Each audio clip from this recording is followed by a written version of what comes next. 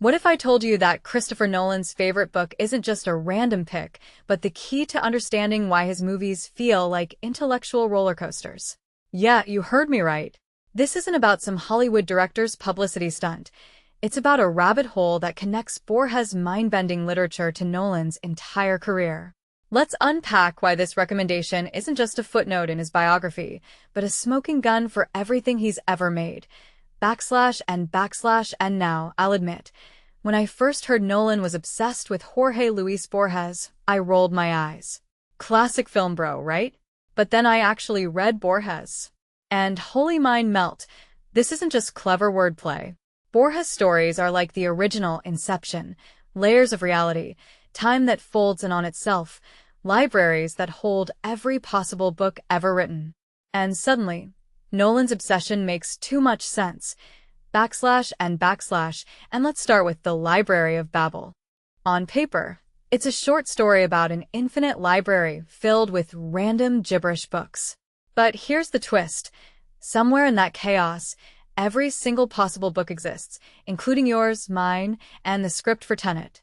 What's fascinating isn't the library itself, but the madness it creates. People spend lifetimes searching for meaning, only to drown in false copies. Sound familiar? Nolan's entire career is built on this tension between order and chaos. Think of Memento's shuffled scenes or Interstellar's Tesseract.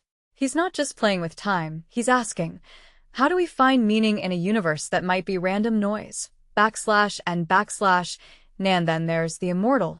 Spoiler, immortality isn't a superpower, it's a prison. The protagonist spends centuries lying in a ditch, realizing that when you've got infinite time, motivation dies. No urgency, no stakes, just endless existence. Now, pause and think about The Dark Knight Rises. Bane's "no prisoners" line isn't just a threat, it's a metaphor for time's tyranny. Or Tenet's inversion concept. Nolan isn't interested in superheroes. He's obsessed with how time warps human behavior. And Borges?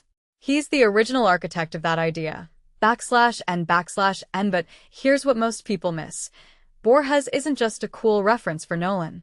His entire narrative approach mirrors Borges' literary DNA. Both create puzzles where the answer is always just out of reach. Both force you to question whether the structure you're seeing is the real one. And both understand that the journey matters more than the destination.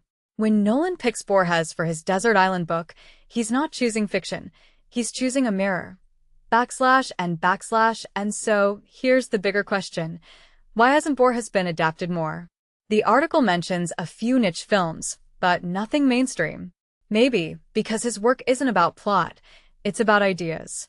And ideas are harder to sell than explosions. But Nolan? He spent his career translating Borges-like concepts into blockbuster language. His films aren't just entertainment, they're cinematic philosophy papers. And at the end of the day, this isn't just about a director and his favorite author. It's about how art imitates life. Borges wrote about infinite libraries. Nolan builds them with film.